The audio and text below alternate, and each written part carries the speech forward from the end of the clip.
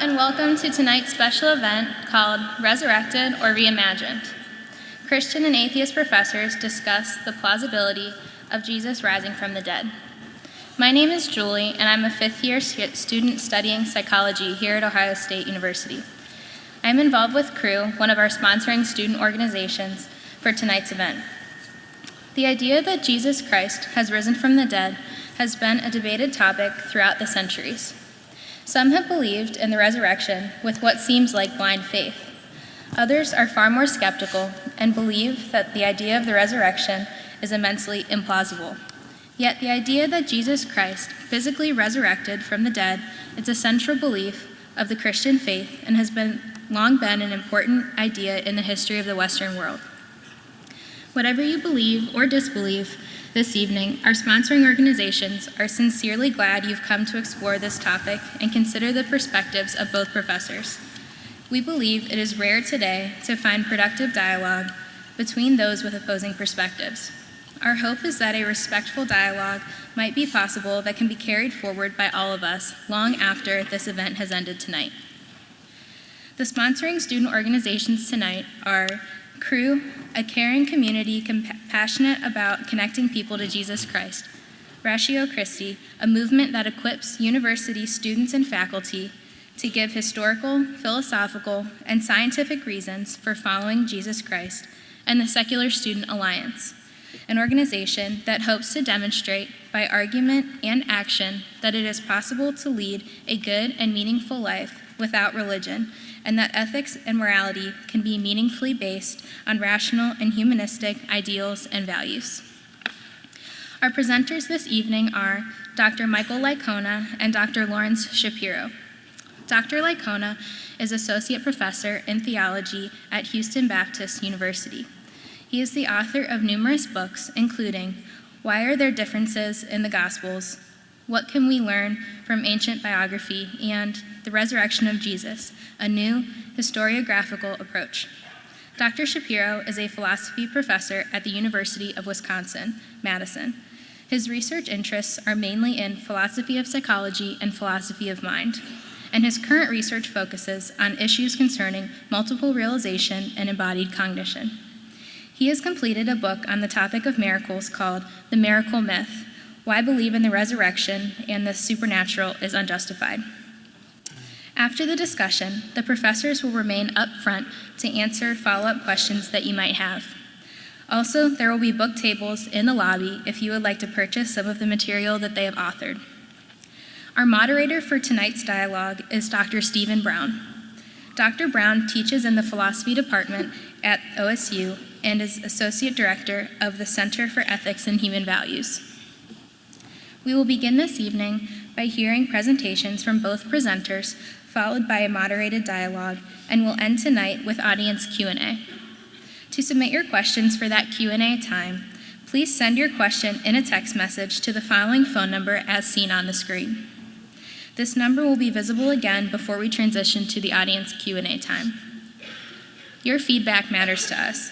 Please see the feedback card located on your seats when you came in. After the moderated dialogue, we'll take a brief moment to pause and allow you to fill out and submit these cards to us. Our promise to you is that you will not be added to any spamming lists, and we will only respond to your feedback card according to any interest that you note on that card. Each card that is filled out will be entered into a drawing for a signed copy of each professor's book or a gift card to Bren's Pizza Company. Our first presenter making the case for the plausibility of Jesus' resurrection is Dr. Licona, while Dr. Shapiro will follow and will present an alternative view. Since our time is limited tonight, to make the best use of it, we ask that you hold your applause and comments until the very end. Our hope is that this event would be a platform to foster respectful discussion this evening and following our events tonight.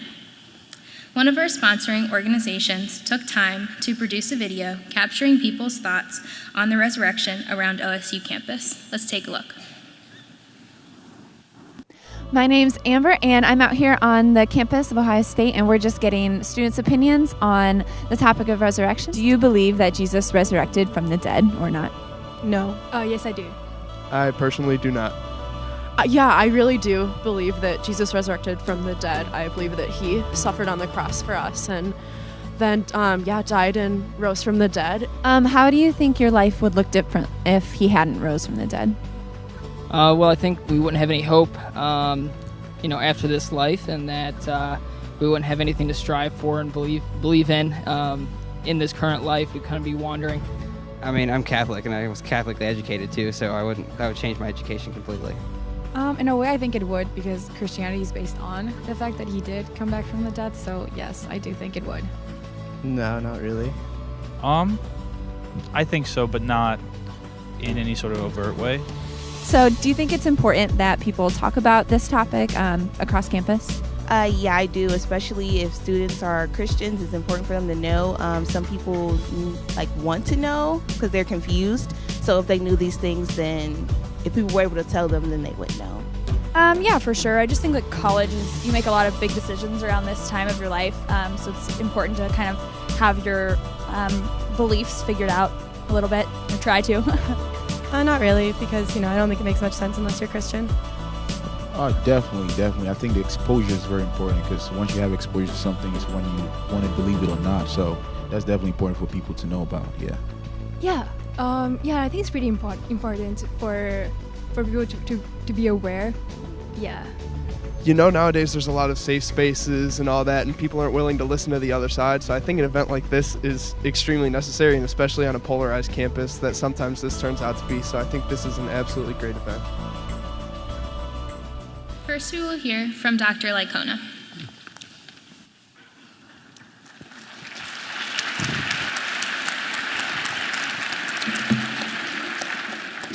Well, thank you, and good evening, everyone. I'd like to thank the sponsors, Crew, Ratio Christi, and the Secular Student Alliance for sponsoring this evening's debate and for inviting me to participate in it. Well, this evening I'm going to make two major contentions. Number one, we are justified in believing Jesus rose from the dead. And number two, Larry's arguments to the contrary fail. Let's begin with our first major contention. We are justified in believing Jesus rose from the dead. Now, let's see, make sure the PowerPoint, there we go.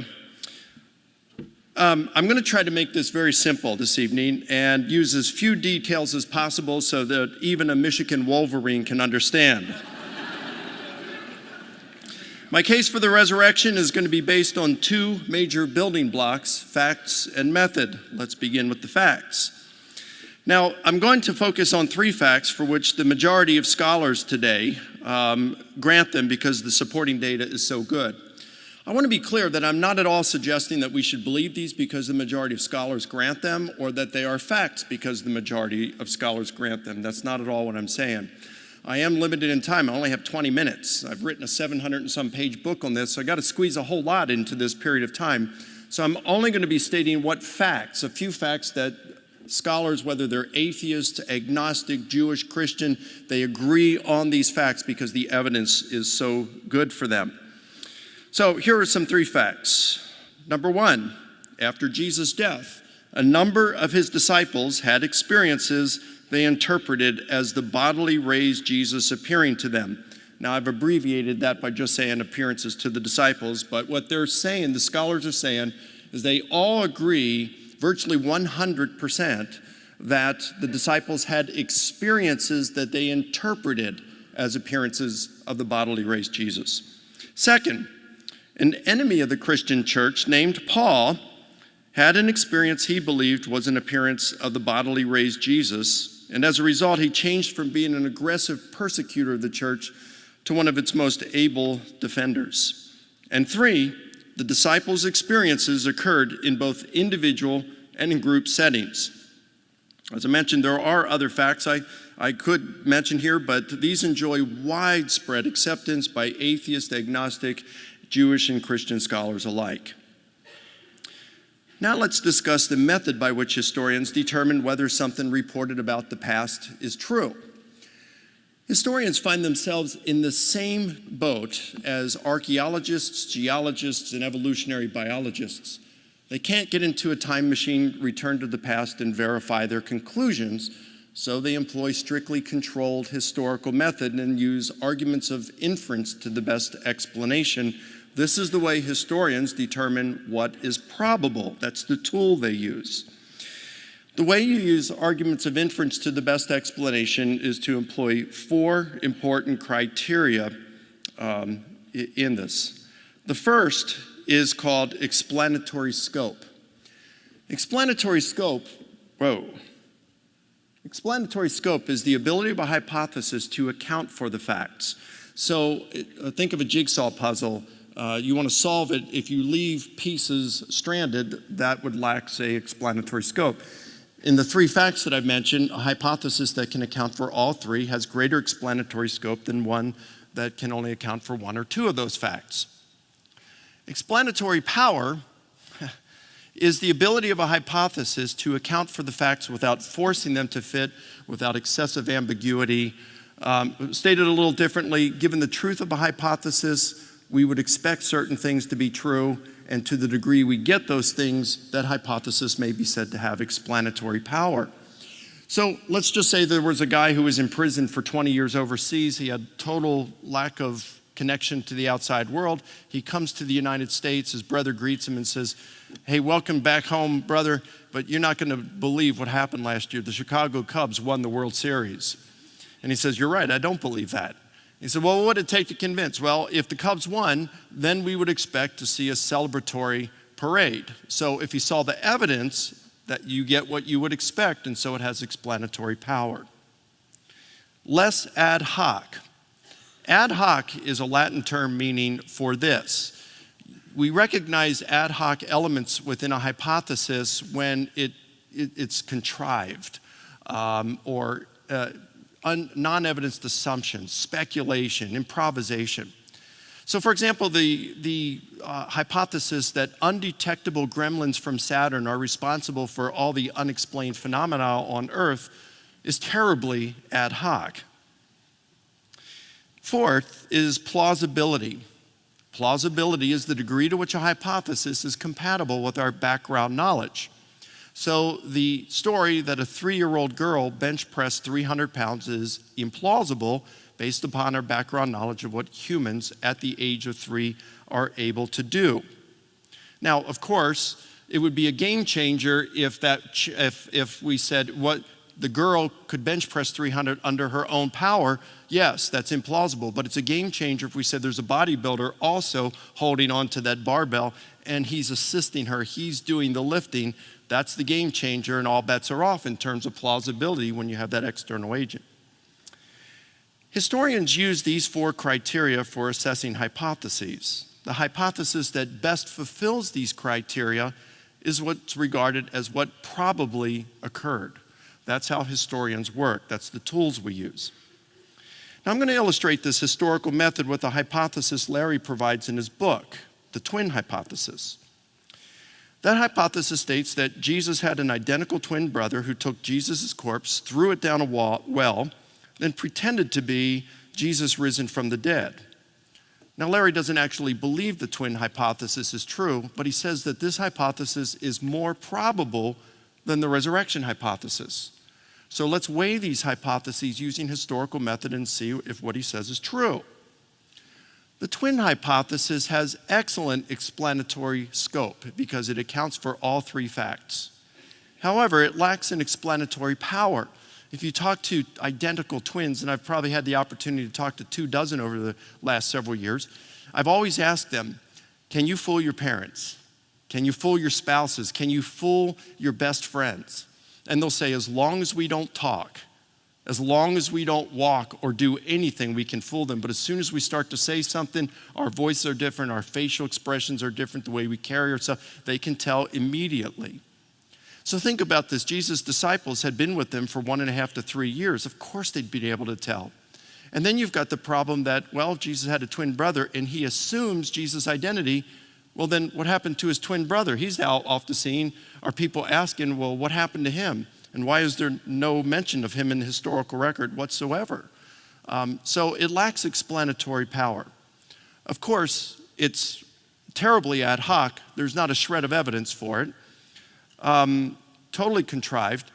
But it is plausible because we see that there are identical twins.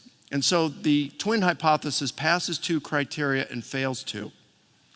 In comparison, the resurrection hypothesis also has excellent explanatory scope because it accounts for all 3 facts, has excellent explanatory power. There's no forcing of the facts to fit, no ambiguity. In fact, given the truth, if the resurrection hypothesis is true, we expect certain things, and those are precisely the kinds of things we get. So it has explanatory power. It's not ad hoc. If Jesus did claim to be God's uniquely divine son and predicted his death, as I think we can show historically, well, then the resurrection hypothesis is not ad hoc in the least. But the twin hypothesis, of course, would be. Now, plausibility is a difficult one when assessing the resurrection hypothesis because our background knowledge informs us that corpses do not come back to life by natural causes. When left to themselves, no one would dispute that. But nobody's claiming that Jesus rose by natural causes. The claim is that he was raised by supernatural causes. In fact, again, if Jesus predicted his death and resurrection and claimed to be divine himself, well, it's not only ad hoc, but it's, in terms of plausibility, and since we have the supernatural through, I think, some good evidence, 4 strands. We got paranormal experiences, we have well-evidenced near-death experiences, veridical apparitions, extreme answered prayer. I wish I could get into these in detail.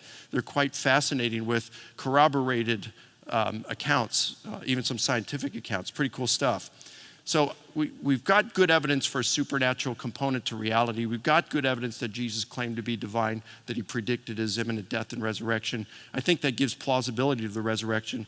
Nevertheless, in order to be just as fair as possible, I'm just going to leave it as inscrutable. It's not implausible by supernatural causes, of course. So we'll just say it's inscrutable. And even at that, though, if I'm being charitable, we can see that the resurrection hypothesis is clearly superior to the twin hypothesis when subjected to strictly controlled historical method, and therefore it is more probable than the twin hypothesis. This is how historical investigation assesses probability. So my first major contention holds. We are justified in believing Jesus rose from the dead.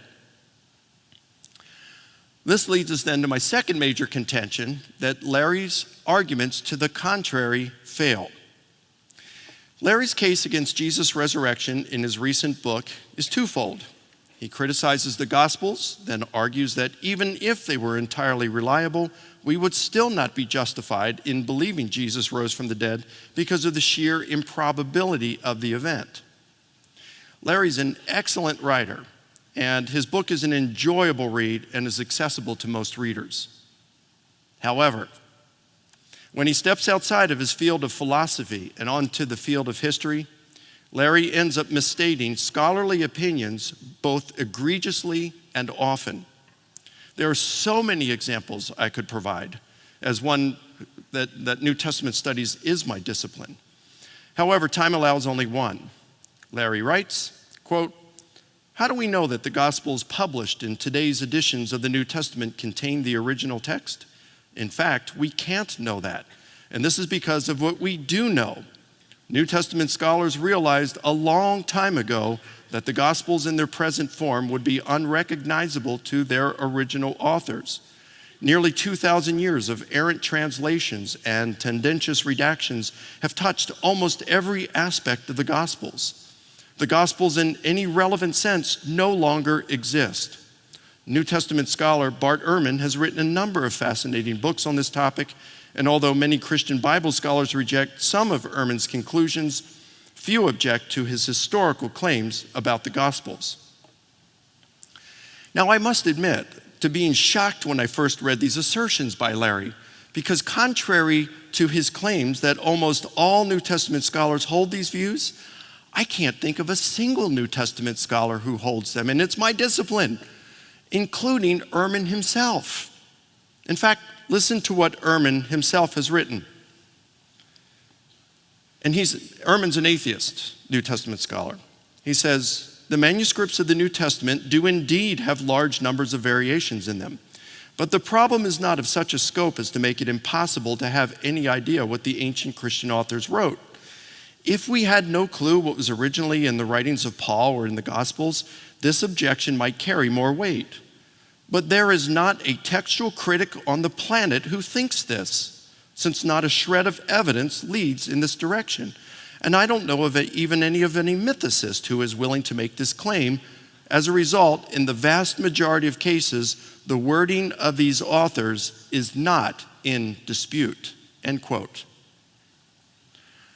Therefore, without exaggerating, what Larry has written is much closer to what we find in the Da Vinci Code than something written by a New Testament scholar, even an atheist one like Bart Ehrman. It does not represent the scholarship of our age or of any other. But things don't get any better. For by spending virtually all of his attention criticizing the Gospels, Larry missed the boat altogether, since almost all scholars who study the question of Jesus' resurrection agree that the best evidence for it comes from the Apostle Paul, who had been a radical non-believer who had terrorized the church, persecuting Christians, arresting them, imprisoning them, consenting to their executions. And then one day, Paul had an experience that he interpreted sincerely as the risen Jesus appearing bodily to him. And that experience radically transformed his life from being a persecutor of the church to one of its most able defenders. Paul, in fact, ended up suffering persecution by being imprisoned, whipped, stoned, and eventually he was beheaded outside of Rome for his gospel proclamation. What makes Paul so valuable, not only was he a non-believer and very hostile to the church at the time of his conversion, the letters that he wrote that are preserved in our New Testaments today are probably the earliest New Testament literature and almost certainly written before any of the Gospels were written. We can also certify historically that Paul knew the Jerusalem apostles and was preaching the same gospel message they were preaching. So when we hear Paul in the gospel message, we are likewise hearing the voice of the Jerusalem apostles. Unfortunately, Larry mentions Paul only once in his book, but there he quickly dismisses him, merely saying that Paul had written decades after Jesus' death and was, quote, interested in glorifying Jesus and spreading his message, end quote. That is the entirety of Larry's treatment of Paul. Well, if writing decades after an event is bad, then far be it for any eyewitness to discuss the first World Trade Center bombing in 1993, the Los Angeles riots over Rodney King in 1992, or anything before then, because the time lapse between those two events I just mentioned and today is the same time that lapsed between Jesus' crucifixion and when Paul wrote the letters that I'm referring to. And if having an agenda when writing requires a quick dismissal of what the author says, we should dispense with Larry's book just as quickly, since he states his agenda plainly in the preface. He writes, "My goal in this book is to convince you that no one has ever had or currently has good reasons for believing in miracles," end quote. In other words, Larry admits that his agenda in writing is so that his readers will not believe. In short, half of Larry's case is mistaken because it presents a terribly flawed view of the Gospels and is absent from what we do find in New Testament scholarship, and it neglects any treatment whatsoever of the strongest evidence for Jesus' resurrection. The other half of Larry's case is that we are never justified in believing a miracle report because it's so vastly improbable. At one point, Larry says that miracles are so improbable that we should not believe even if we'd seen one. Now, I'm all for mathematics and probability, but I'm also for their proper application, and I don't think Larry has it right here. Let's consider a hypothetical scenario. Let's say that right now, during the course of this evening's debate, some terrorists come in the room, and they come up and they say, "Licona, you're a Christian and must die." And so I'm beheaded right here on stage in front of everyone. The terrorists flee, leaving my headless corpse up here on the stage. An hour later, while every one of you are outside of the auditorium being interviewed by police and the media, I come walking out. "Hey, I'm alive, look, I'm here, head attached, scars, smiling." I said, "I've been to heaven."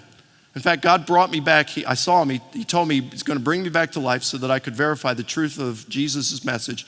And by the way, Larry, while I was there, I met one of your relatives who died a decade ago, and they shared with me a personal conversation you had had with them right before they died, a conversation that no one else knew about. I certainly could not have known.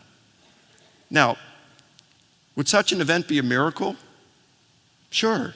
Could we prove that God did it rather than some other kind of supernatural being like an angel, a demon, or an ET trying to fool us? Nope.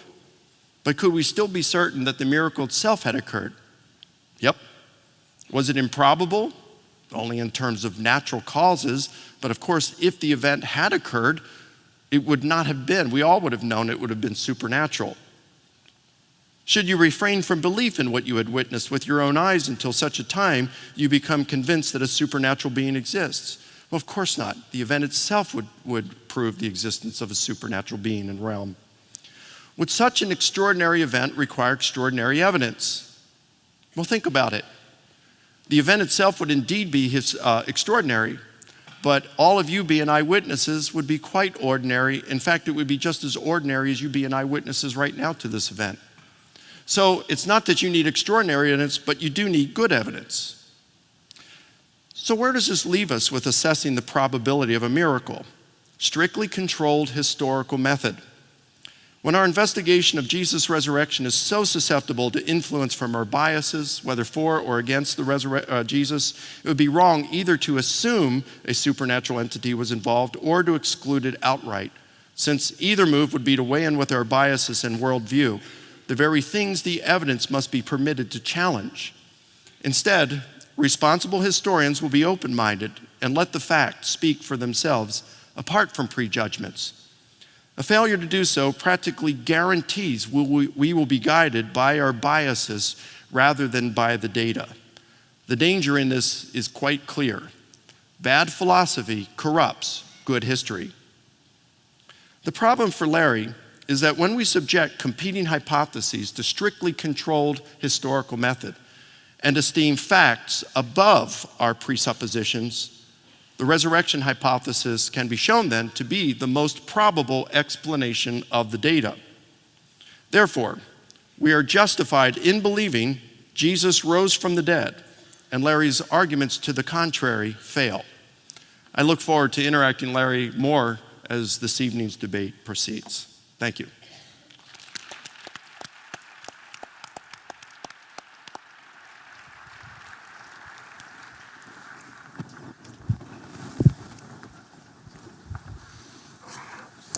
Well, I'd also like to thank Crew and the Secular Student Alliance and Ratio Christi for bringing Dr. Licona and me here for this conversation. And thank you for choosing to be here rather than watching the Oscars. I'm not an historian of the New Testament. And there's a sense in which I think the details of the New Testament aren't really important for adjudicating the case about Jesus' resurrection. And I think after I explain to you how to think about justification, we can revisit Dr. Licona's example in which he is beheaded and returns 10 minutes later. And I think we would still not be justified in thinking that he had been resurrected, given that resurrection takes some sort of supernatural or divine cause. So let me try to convince you of that now. Sorry to see the result of the basketball game the other night. I want to first distinguish two questions. Is it true that Jesus was resurrected? We could ask that, and that's the question that Dr. Licona was trying to address. Are we justified in believing that Jesus was resurrected? These are very different questions, and it's very important to keep them distinct.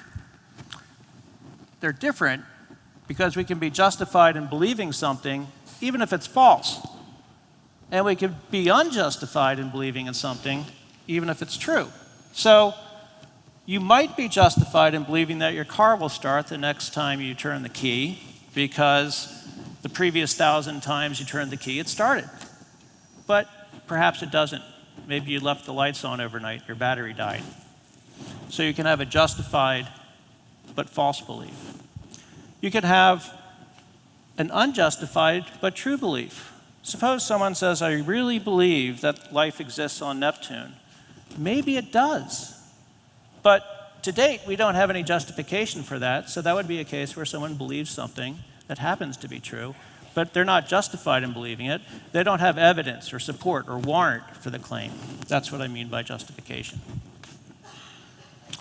My answers to those two questions are these. Is it true that Jesus was resurrected? I don't know. I have an opinion about it. I don't think he was, but no one in this room can tell you for sure whether Jesus was resurrected. I'm not going to try to address that question. My question is this: are we justified in believing that Jesus was resurrected? Do we have adequate support or warrant or evidence for believing that Jesus was resurrected? No. And that's the case I'm going to make for you now. And I ask you to treat my case with an open mind. One thing about these debates is we all come into them thinking, I believe Jesus was resurrected, and nothing I hear tonight is going to change my mind. Or I don't believe Jesus was resurrected, and nothing I hear is going to change my mind. Pretend you don't have that attitude for a few minutes. That will make tonight worthwhile. Okay, so you don't know, and you're asking yourself, should I be justified? Am I justified in believing that Jesus was resurrected? Here are two more questions that we need to think about. And Dr. Licona didn't distinguish these, but I think they're worth distinguishing. What's the best explanation for why the New Testament reports that Jesus died and then was seen 3 days later? So we can ask, why were these people? And I differ with Dr. Licona about the quality of the evidence, but I'll defer to him in this case. But why does the New Testament contain these reports about Jesus' resurrection? What explains why people were making these reports? That's one question we can ask. Here's another question we can ask. The clicker stopped clicking. There. If those reports are true, if the reports in the New Testament are actually true, what's the best explanation for why Jesus was seen 3 days after his purported death? So the first question is a question about why those people said what they did. And the second question is about what explains why it is Jesus reappeared 3 days after his purported death. Sorry, I lost my mic. Okay. Here's a way to think about my life. Here's a way to think about these questions. Suppose Lucy says that her stage 4 cancer suddenly went into remission. Was this a miracle? Now let's think about our two questions. What's the best explanation for why Lucy said she's been cured? Is what she's saying true? That would be one explanation for why she's saying she was cured, because she was cured. Here are some others. Maybe she misunderstood the test results. Maybe she's just really hopeful that she was cured. Those are all explanations for why she just said to you, hey, my cancer's gone. And we can ask the same about the New Testament. Why did these people say, hey, I saw Jesus? Given that the reports that Lucy has given you are true, what's the best explanation for why her cancer went into remission? Does the best explanation for why her cancer disappeared involve some kind of divine intervention, or might it have occurred naturally? Okay, those are questions that we have to answer before we know whether it was a miracle. Let's get back to Jesus. What's the best explanation for why the New Testament reports that Jesus was observed 3 days after his death? We're justified in believing the reports only if the best explanation for them is that Jesus really did reappear 3 days after his death. And given suppose those reports are true, what's the best explanation for why Jesus reappeared 3 days after his death? So these are just the same sorts of questions I asked about Lucy's cancer remission. What explains why she's reporting her cancer went away? And given that it went away, what was the cause for its going away? Given that, we have these reports in the New Testament about Jesus' death. Why did they say the things that they did? And if the reports are true, what's the best explanation for why Jesus reappeared 3 days after his death? We're justified in believing it was a miracle only if the best explanation for his reappearance involves some kind of divine intervention. So one thing I agree with Dr. Licona about is, if there is a God, and God intended Jesus to be resurrected, then he would have been resurrected. Okay. Thank you for introducing the idea of inference as the best explanation and going over some of its details. I'm going to approach it from a slightly different angle, but we're in general agreement about how it functions. Okay. We start with observations that we want to explain. We then consider various hypotheses that, combined with assumptions that we know to be true, would predict these observations. And then we're justified in believing one of the hypotheses we're considering only if it does a better job explaining the observations than the alternative hypotheses we're considering. I'll show you how this works. There's an empty cookie jar on the kitchen counter. You want to know which of your daughters you're going to punish. So you start looking for evidence. What are the observations? Well, we've got crumbs. We've got an orange fingerprint on the jar. Okay, those are our observations. Now we look for the thief. We have our observations, the empty cookie jar, the crumbs on the counter, the orange fingerprint. We have our hypotheses. I hope you can see the print. The first is that Sophia stole the cookies. That's one hypothesis. The second is that Thalia stole the cookies. We're basically functioning like any sort of detective in a TV program about detectives who have to find the murderer. You look for evidence. Your hypotheses are the various people who might have committed the crime, and you try to figure out which of those hypotheses do the best job predicting the observations. But you also need assumptions. Here are some assumptions. Sophia's messy and likes Cheetos. Here's another assumption. Thalia's neat. She hates Cheetos.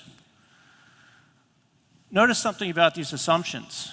They're each independently verifiable. If you want to know whether Sophia's messy and likes Cheetos, go to her room, look at the empty Cheetos bags on the floor, look at the laundry all over the floor, look at the trash can that's overflowing, and you can verify that assumption. You go into Thalia's room, all the books are in a row, the drawers of the dresser are closed, the trash can's been emptied. We've now verified independently our assumptions. And given these observations, those two hypotheses and those assumptions, well, it looks like it's time to lock Sophia into the closet for a few days, right? Okay. But here are some complications. Suppose Thalia is neat, hates Cheetos, but she's cunning and devious, right? Now, if we're able to independently verify that, which of the hypotheses are we justified in believing? Turns out we can't distinguish these hypotheses now, given our observations, given those assumptions. Neither hypothesis is better than the other because they both, given those assumptions, do an equally good job explaining those observations. We're stuck. What do we do? Well, one thing we might do is try to gather more observations. We take the nanny cam that's been focused on the cookie jar for the last 48 hours, and we play the tape, and we see Thalia stealing the cookies. Okay, Thalia stole them. We let Sophia out of the closet and put Thalia in there. But what if someone says, maybe Thalia, it wasn't me, it was Madeline? That's a new hypothesis. We need new assumptions. Madeline is messy and likes Cheetos. Now, which are we justified in believing? Of those three hypotheses, looks like Thalia's in the clear. It was either Sophia or Madeline. And we're not justified in believing it was one or the other, given the information available to us. Okay. We collect another observation.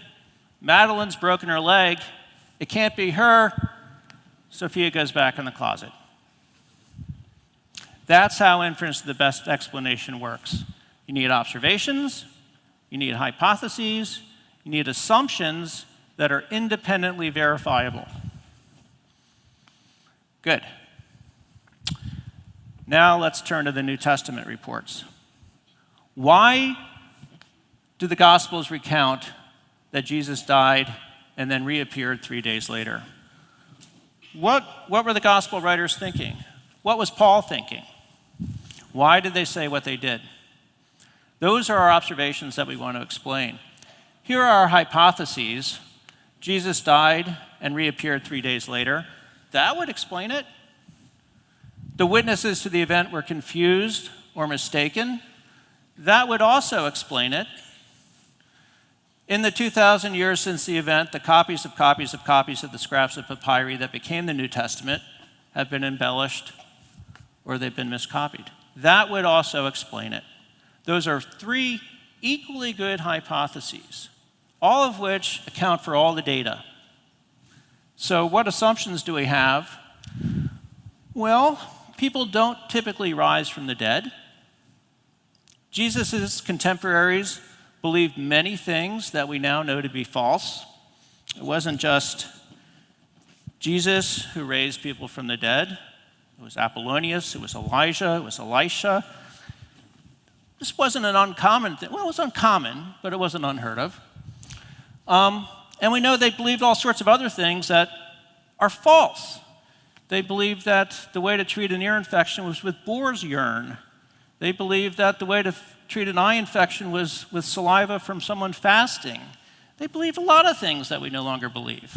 So given those assumptions, those observations, I contend that the two hypotheses we should favor over the actual Jesus died and reappeared 3 days later are that witnesses to the event were confused or mistaken, or there are copying errors in the history of the New Testament. Okay, so of course, the assumptions I looked at, I think, I don't want to put words in Dr. Licona's mouth, but if those were the assumptions, then given those observations and our hypotheses, it seems that the died and reappeared 3 days later hypothesis is certainly not better than the other two, which is what is required for justification, and probably worse. But why not just assume Jesus was divine? Now, if that were the assumption, then it looks like the hypothesis that we ought to like is the first one. The problem is you can't simply assume that Jesus was divine in order to support your hypothesis that Jesus died and 3 days later came back to life, because Jesus' death and reappearance is supposed to be evidence for his divinity. So you can't appeal to his divinity in order to justify your hypothesis that he died and reappeared 3 days later. Okay, first conclusion then, why does the New Testament report that Jesus reappeared 3 days after his death? The hypothesis that he really did reappear 3 days after his death is no better supported than the hypotheses that witnesses to the event were confused or mistaken, or that in the 2,000 years since the event, the copies of scraps of papyri that became the New Testament have been embellished or miscopied. Therefore, we're not justified in believing that the reason for the New Testament reports was Jesus' actual resurrection. Now, suppose he really did reappear, as Dr. Licona believes. Suppose Dr. Licona was beheaded and came back 10 minutes later and told me something that one of my relatives who died 10 years ago said to me. Okay, observations. 3 days after his entombment, witnesses saw Jesus.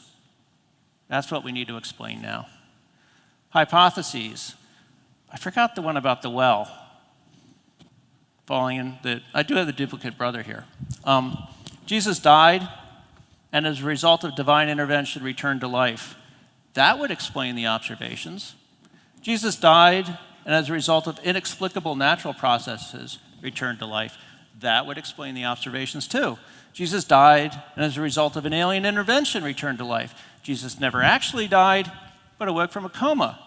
Jesus never actually died, but played an elaborate ruse on his friends. Jesus died, and his undocumented twin brother was observed.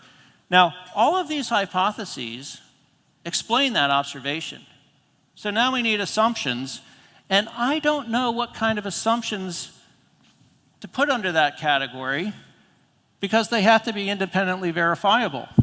We can't just assume, well, God did it, because we can't verify that the way we can verify whether Sophia is sloppy or whether Thalia is neat.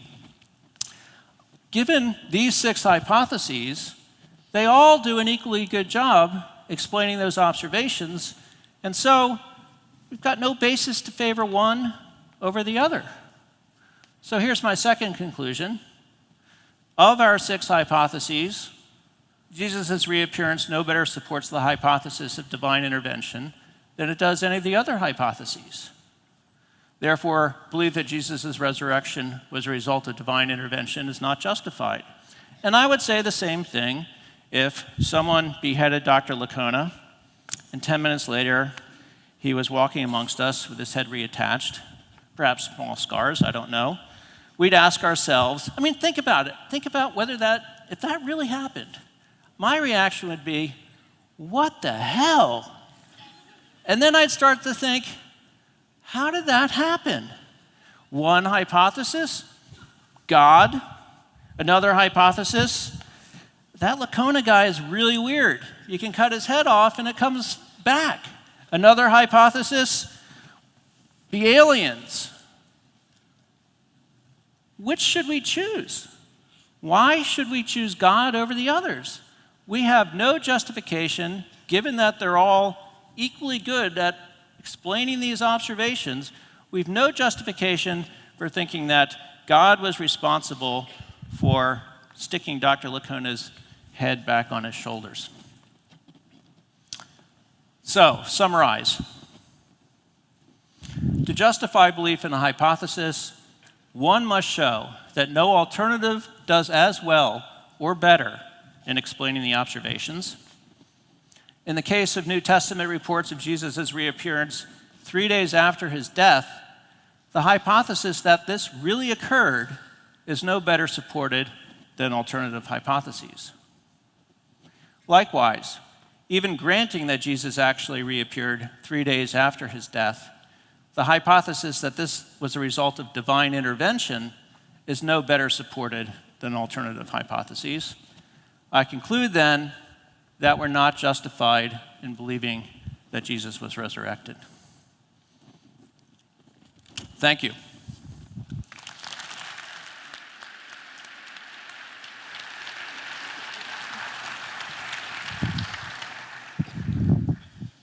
Okay, so we're going to do about 20 minutes of discussion just between us, and then we'll be fielding some questions from you via text messages. Is that up there yet? It'll be up there in a little bit, so you can text your questions. So after hearing each other's presentations, is there a question you might have for your counterpart? So why don't you go ahead and go first on this one?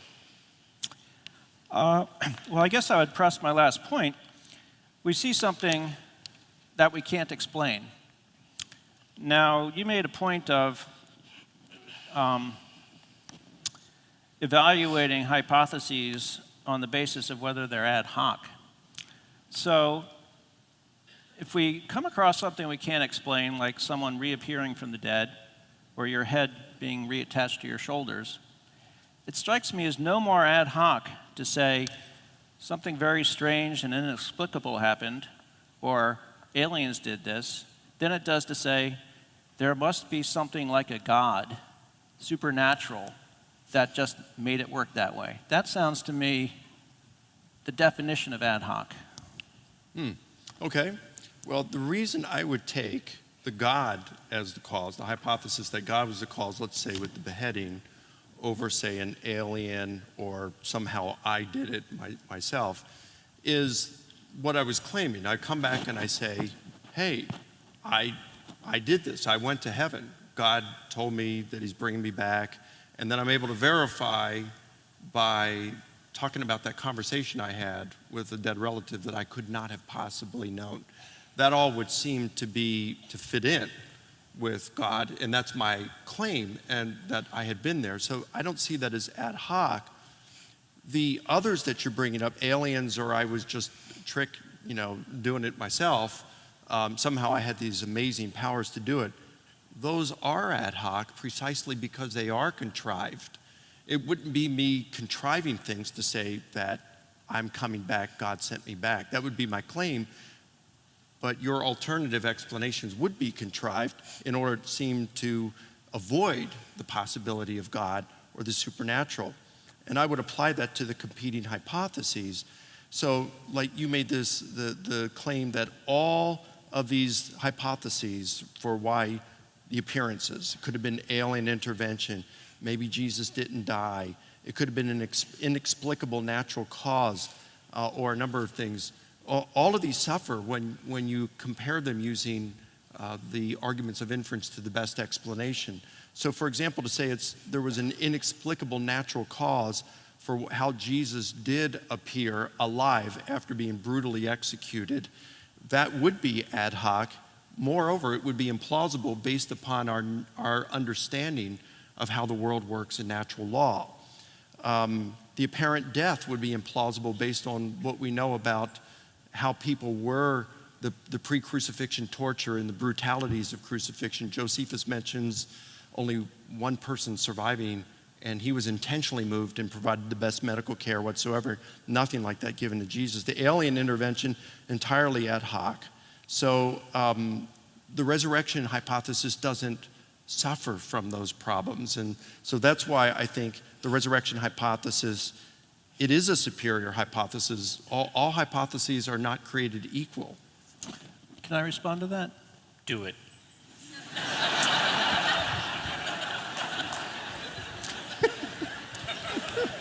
It seems to me that if we were all, imagine that we were a room full of people who had never heard of God before.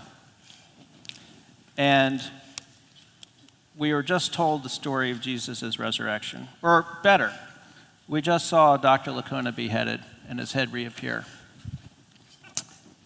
I'm not endorsing that. We've never heard of God before. And someone says, let's try to explain this. Maybe Dr. Licona is some kind of human being, or maybe he's not even really a human being.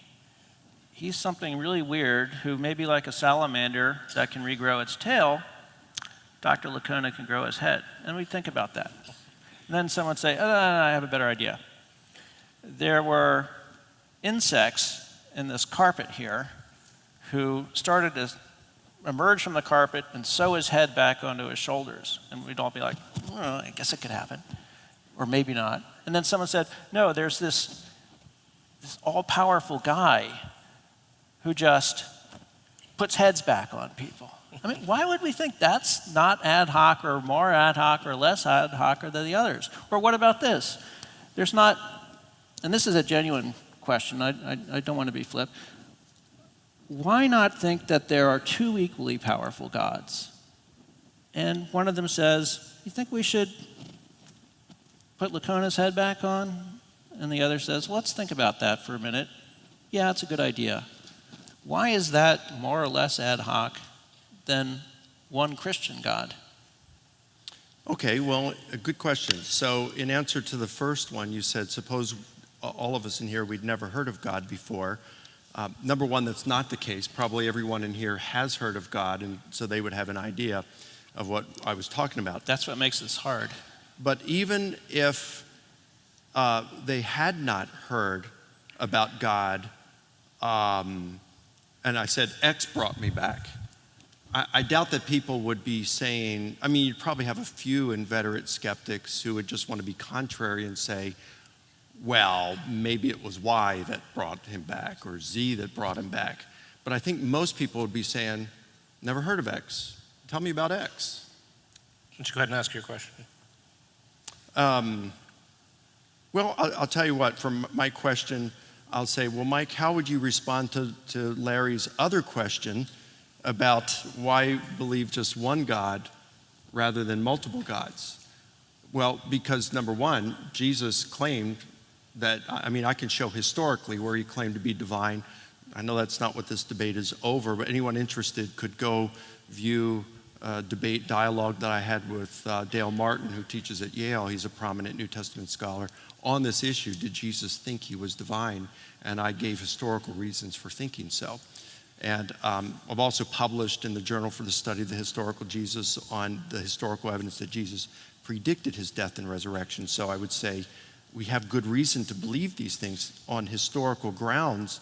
And if Jesus is claiming to be divine and predicts his resurrection, and then he's seen, we have good reasons to believe that over the multiple God hypothesis.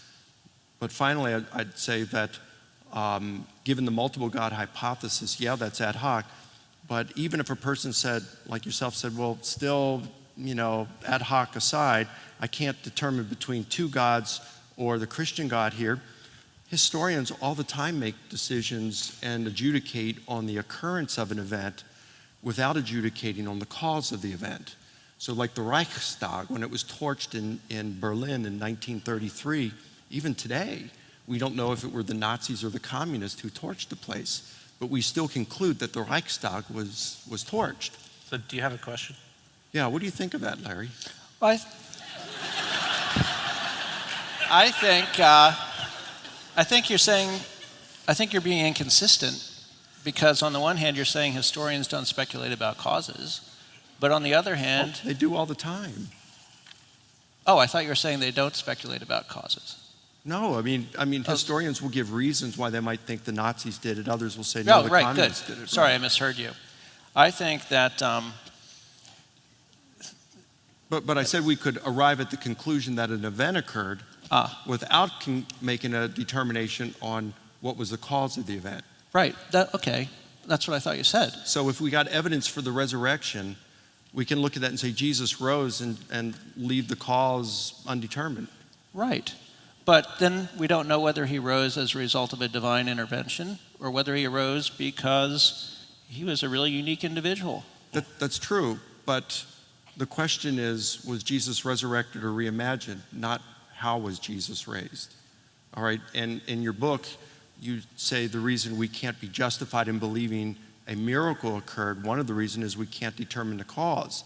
Well, if we determine the cause is supernatural, it doesn't matter whether it's one God, six gods, an angel, a demon, or in super ET from a parallel universe. But isn't the idea that we actually haven't established that the cause is supernatural, just that Jesus rose from the dead? Say that again? I mean, the assertion here is that we haven't established. If we're just saying there's this evidence Jesus rose from the dead, it's not necessarily a miracle. We would then have to go further. In order for it to count as a miracle, yes, we would have to establish that it has a supernatural cause, right? Yes and no. I mean, I'd say if Jesus rose from the dead, we certainly would know, based on our understanding of natural law, that this did not occur by natural causes. That's exactly what's under dispute, right? So we would be safe in that point to infer a supernatural cause. And I'm not saying it's a matter of, I can't think of a natural cause. It's the resurrection or that beheading is of such a nature that we know it's not a natural cause. It would have to be a supernatural. And you disagree about that? Yeah, I disagree about that. All right, I want to ask another question here.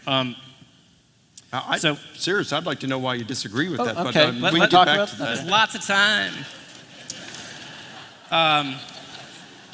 Okay, so both of you are focusing on this question, are we justified in believing in Jesus' resurrection? You say yes, you say no. As is all too often the case in philosophy, the answer is typically, well, that depends. One of the things that some philosophers suggest it might depend on is whether you are a person who already believes in God. So let me just create two fictitious characters. We'll call them Luke and Leia.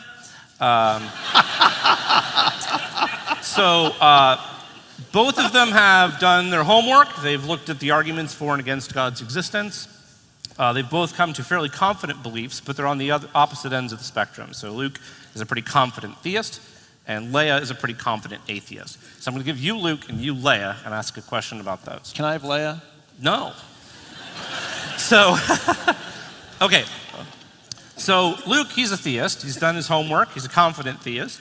But he's unsettled about any particular type of theism. So he's not Jewish, he's not Christian, he's not Islamic, he's not a Sikh.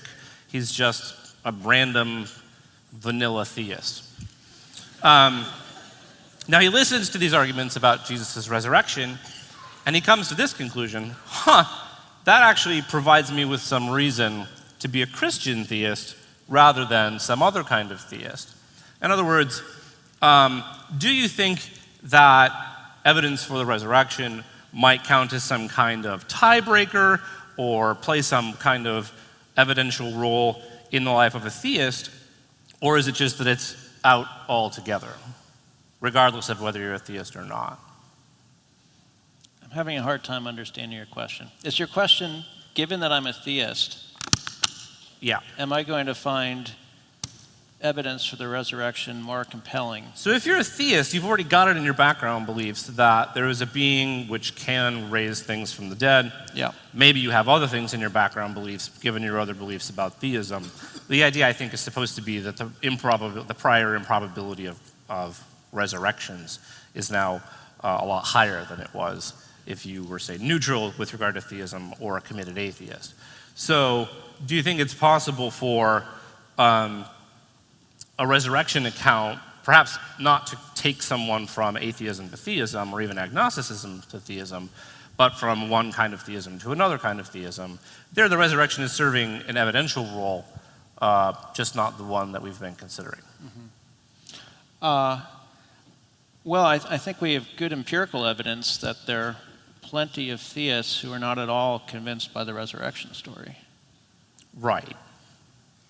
And I suppose if you're predisposed to attribute things that you don't understand to supernatural causes, then you wouldn't disregard the possibility of Jesus' resurrection. But so it depends. I mean, you might say, suppose you believed in all sorts of supernatural causes. You might think, I bet the devil raised Jesus because I think God would really detest followers of Jesus, and so Satan is going to see to it that Jesus rises from the dead and converts a lot of people. Now, in order to dispel that hypothesis, you need some independently verifiable assumptions about what God's intentions are, and I don't know how you confirm those assumptions. All right, Leia. So she's considered the evidence. She's a committed atheist. You make this argument to her, we are justified in believing, and she says, look, I've got a pretty well-established belief that supernatural stuff just doesn't exist. So even though it sounds ad hoc to suggest that it's an alien thing or a twin brother, or, I mean, maybe you just don't hang out with enough magicians, but there's some very strange looking things happen on stages all the time, and we think, well, that actually didn't really happen, but it sure looked like it happened. Do you think that the evidence for the resurrection is strong enough that it could take someone like that from, say, committed atheism to a little more agnostic or all the way to theism, or do we kind of have to already be open to the supernatural world before an argument like this is really going to take hold? Yeah, that is a great question. Well, I think that we always, no matter whether we're a believer in whatever religion or an atheist or an agnostic, we should always be open to look at data, because we have to be open-minded to let the data, like I said in my opening statement, let the data speak for themselves apart from prejudgments, because someone's wrong, right? I mean, Larry and I both can't be right here. One of us is wrong. Or both. But. Or we both could, well, it's No. not, We've there's covered all no the in-between options. ground. Either Jesus was raised or he wasn't. So one of us is wrong here. That should work. So Well, I wasn't talking about whether he was raised, but whether we're justified in believing he was raised. okay, but I know, but you don't believe Jesus was raised, but Probably not. okay, so I'm going to say no. well, all right.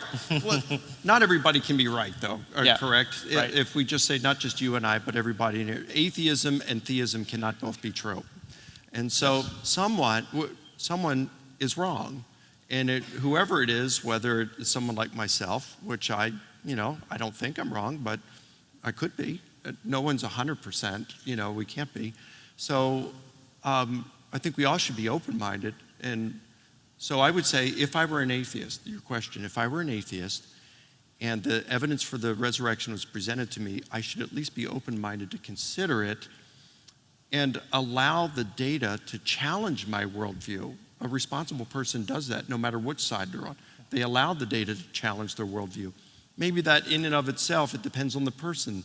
They all have different burdens of proof or how much they're locked into their particular worldview. But another thing I could do is look at the supernatural.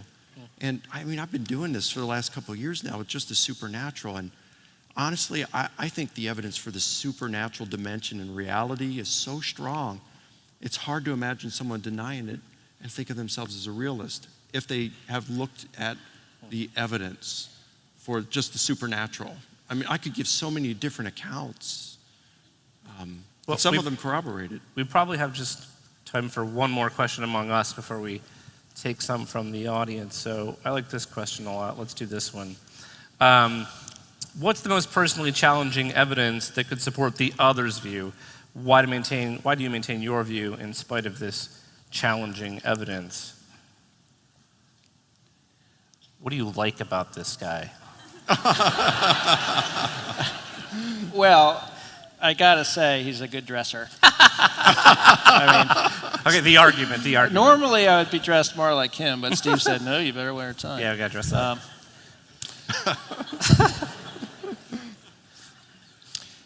Well, here's something that I'm skeptical of that Dr. Licona might be able to convince me of.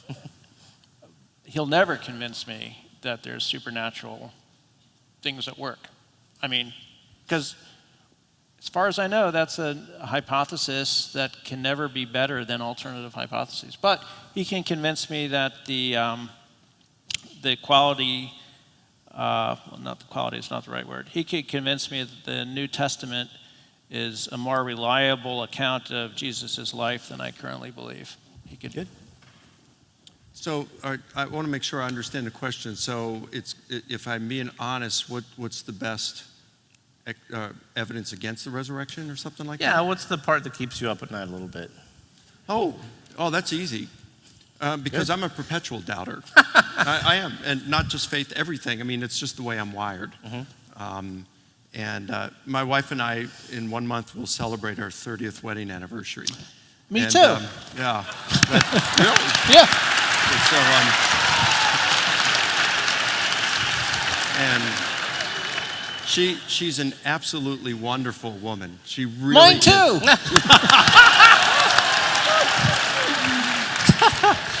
So, but she'll tell you, I mean, she hates to go shopping with me because it's like I can't choose between stuff.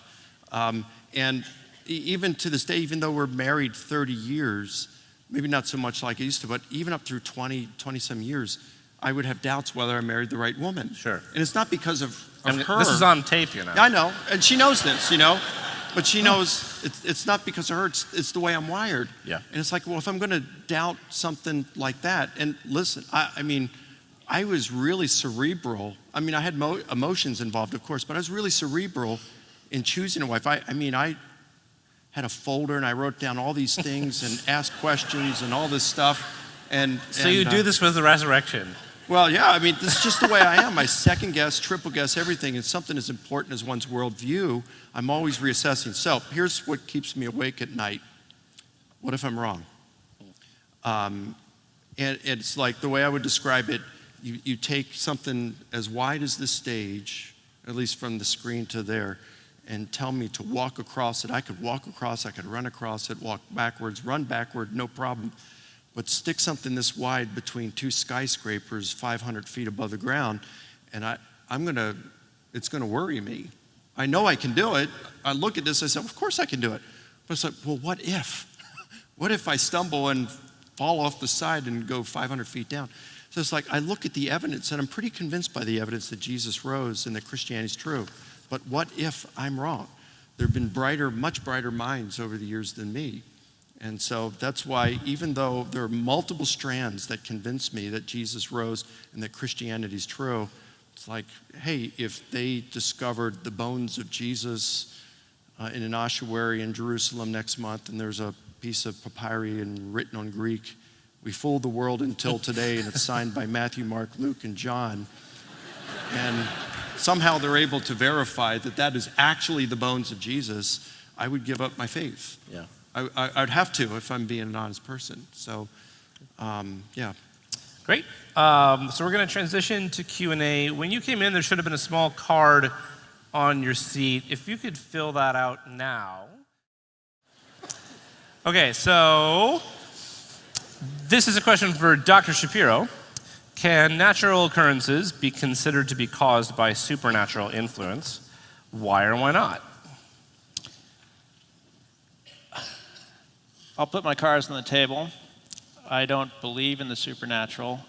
I think the idea of something supernatural is pretty much incoherent. I mean, here's an example to illustrate why I think this. Suppose that you came across a sample of water and you lowered the temperature to 0 degrees Fahrenheit and it didn't freeze. It seems like a natural law has been violated there.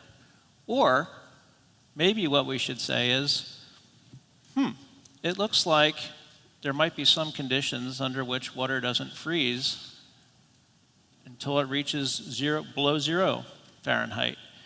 We're going to face this kind of a question whenever something unexpected, purportedly unnatural happens. And there's no reason to think something is intervening into the world that's not natural, rather than there's some natural explanation that we're unaware of. Now, I don't know why you would want to think that natural occurrences are considered by something supernatural if we already have a fairly good naturalistic explanation for why things are happening. So in my world, there's nothing that happens outside of nature.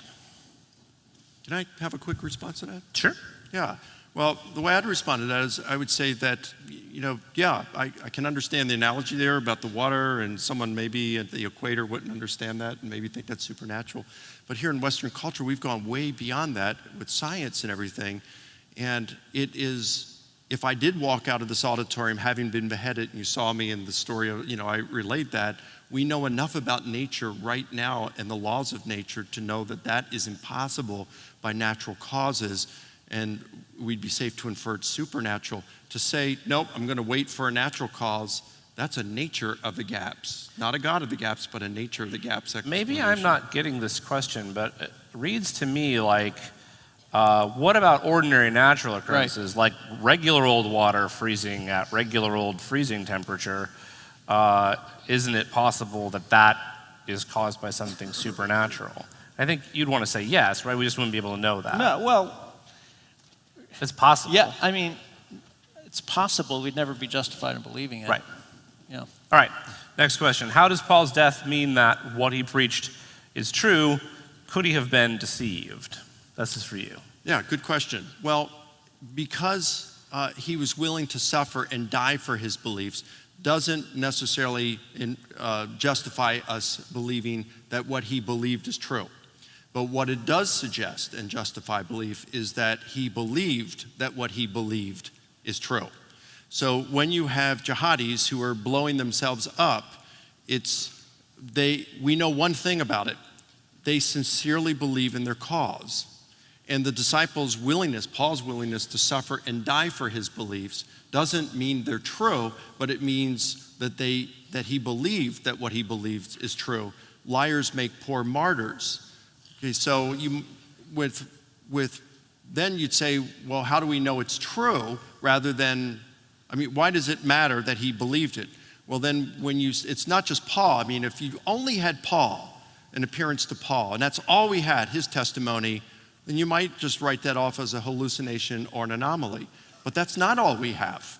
We also have the appearance of Peter. We got the appearance of the skeptical brother of Jesus, James. You got 3 group appearances, things like that. You throw all that together, you see that group of hallucinations are extremely rare, if not impossible. Like Tom's daughter, you got your degree in psychology. If you study hallucinations, you know that about group hallucinations in this way. You put all these kinds of things together, and resurrection is the only thing that works. You want to jump in on that real quick? No. All right. So what would be the harm or loss in believing that Jesus is resurrected? Why be so concerned about this question? I love this question.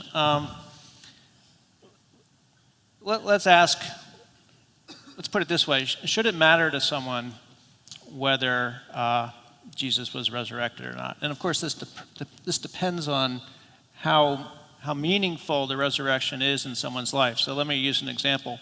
Suppose that you came back with a positive test result for strep throat, and you're wondering whether it's worth your time getting a second and third test result.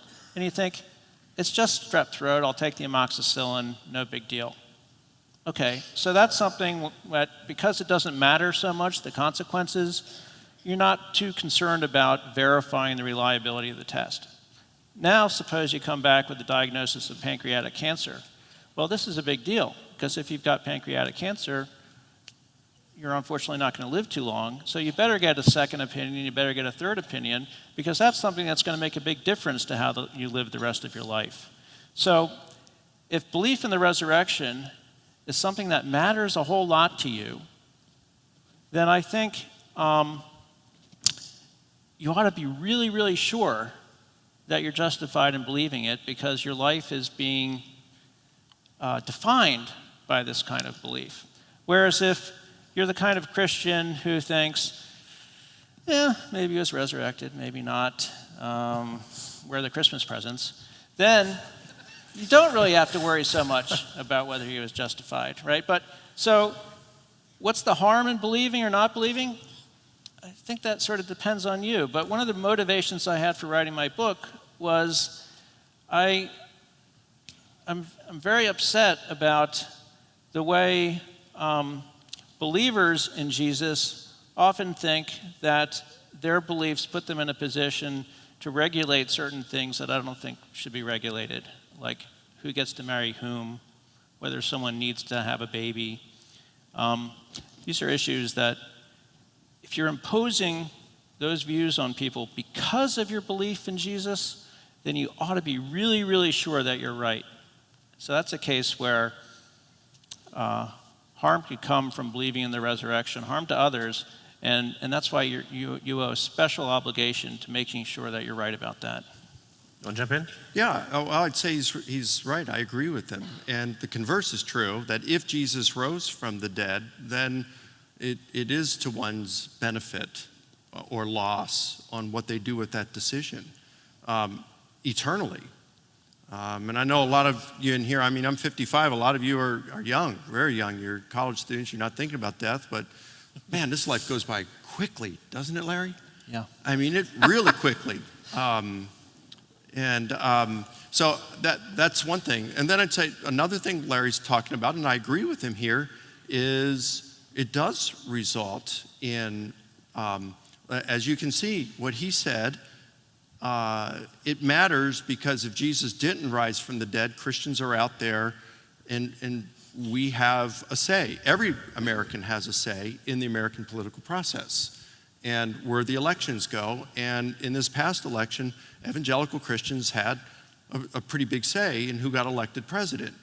And so you could see what Larry was saying here. Obviously, you were on the other side of that. And And it does make a difference what you believe. Not only if Jesus rose, it makes a difference with one's eternity. If he didn't rise, then we help lead culture in the wrong direction. So there is a culture war that's going on, a definite one right now. And the resurrection of Jesus does make a big difference on where you stand in that. All right, so we have another question for you. How is it any less plausible that Jesus told his disciples prior to his crucifixion to spread that he had resurrected in an attempt to set a moral precedent? So a kind of conspiracy view, but a noble lie conspiracy view. Yeah, well, I think that one's easy to answer. Number one, that means they were all willing to suffer continuously and all willing to die for it was a really noble lie. A noble lie. It'd have to be really noble, right? Yeah. A noble lie. So you got Jesus saying, be honest, don't lie. And then he's teaching them to go out and lie, right?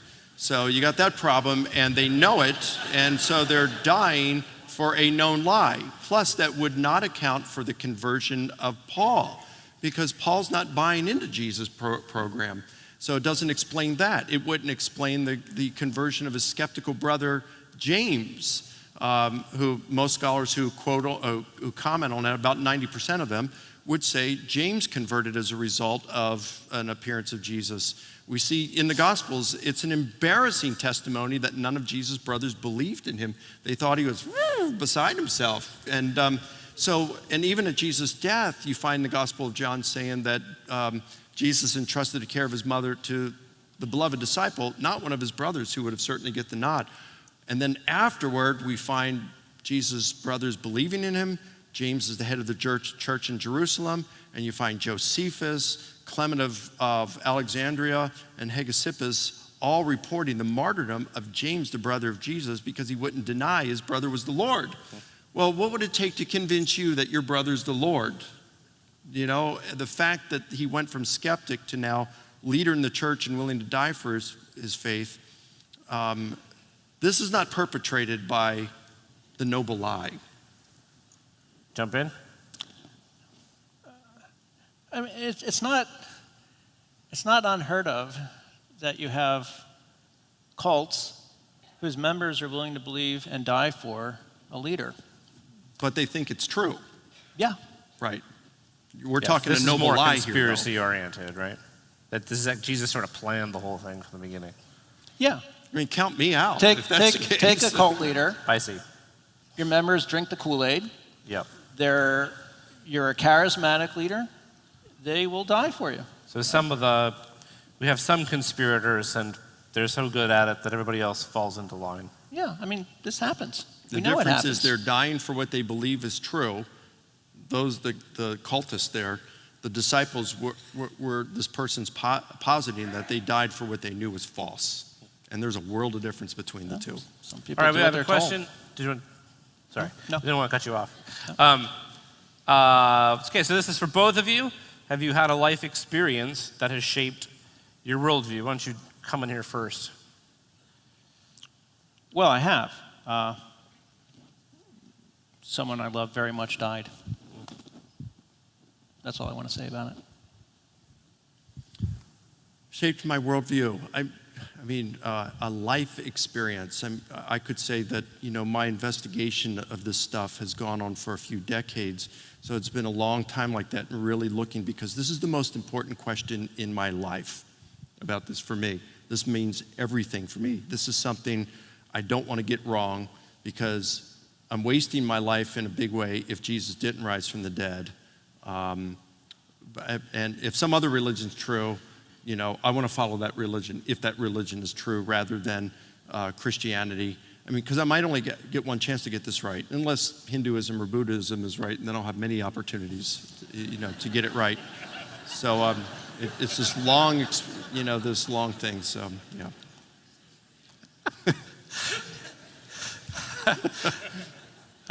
Okay, so I've been struggling with figuring out how to read this dramatically, but so Paul says that Jesus was raised according to the scriptures. So this is something that gets said multiple times in the New Testament. Why would he argue that way instead of just insisting with the Jews, but guys, we really saw him, like physically? I guess it's mine. Okay. I mean, I think that's for you, buddy. Remember this oral tradition from which this, according to scriptures, this is in 1 Corinthians chapter 15, verses 3 through 5, I think. And according to the scriptures, this is oral tradition that's formulated in the Church of Jerusalem, of which are comprised of Jewish leaders, Jewish Christian leaders like James and Peter and things like that, people like that. So for the Jews, the scriptures were everything. The Messiah had to be in fulfillment of the scriptures, and that's why it was important. And Paul would adapt his message. The message would stay the same, but the way he would communicate it would be different according to his audiences. So in Acts 17, he said it's his custom every Sabbath. He'd go into a synagogue for 3 Sabbaths and argue from the scriptures with the Jews that Jesus was the Messiah who had to suffer, die, and rise from the dead. But when he's talking to the philosophers at Athens, he never mentions the scriptures. He uses their own thing. He says, as one of your own poets have said, and he reasons with them that way. The message is the same, but the way he communicates it is differently. And this is coming from the Jewish church in Jerusalem. But one other thing I'd say, he's doing both. Because not only says that he was raised on the 3rd day according to scriptures, what comes immediately after that with nothing in between? And then he appeared to Peter, then to the 12, then to more than 500 at one time, then to James, then all the apostles, and then last of all, he appeared to me. So he's doing both. He's saying, but guys, we really saw him. Individuals and groups, friend and foe alike. Yeah, we saw him. It's according to scriptures, and we saw him. So he's doing both. You want to jump in here? No. All right. So this one's for you. It's a little further afield. Is there such a thing as harm or evil in a naturalistic worldview? So you're not only talking about the resurrection. You kind of have this background assumption that the natural world is all there is. If you have that kind of a view, what do you say about harms or evils in general? This is a question that I'm always amused when someone says to me, knowing that I'm an atheist, well, why don't you just go around murdering people? Why aren't I doing that? It's because that would be wrong. It's because I'd be causing harm. Of course there's harm in a naturalistic worldview. You harm someone when you hit them. You harm someone when you starve them. You harm someone when you are cruel to them. These are harms. They cause people to suffer. And the flip side of that is, about 2,500 years ago, Plato, in a dialogue called the Euthyphro, demonstrated in a way that no theist has been able adequately to respond to, that it makes no sense to say that goods derive from God's word, because that would make goods and harms completely arbitrary. Because God could say, I'm going to wake up today and decide that rape is good, murder is good. And we think, hold on, God wouldn't do that. And why not? It's because rape isn't good, murder isn't good. And that's why God can't simply, by telling us what's good or not, make something good or not. So the theist and the atheist, I think, are on the same footing with trying to decide the status of harm and evil in the world. I guess the only thing I'd say, and I don't want to pull this off topic, but when he said it would be wrong to hurt someone, I'd want to know, well, how do you determine what's wrong? Because in a godless reality, there is no objective morality, and so no basis to really call something wrong objectively. But I don't want to get us off topic. It's almost like we have a whole new topic coming. That's a non sequitur. Just because God doesn't exist doesn't mean there's no objective morality. And as I just pointed out, the objectivity of morality is something that exists independently of God. That's what Plato demonstrated. But, okay. If you want more, we have a lovely philosophy department here at The Ohio State University. I encourage you to take an ethics class. In the back, you'll find some Buckeye donuts. You should eat those. These two gentlemen will be at the end of the stage if you want to talk to them. There's also some books for sale in the back. We're done. Have a good night.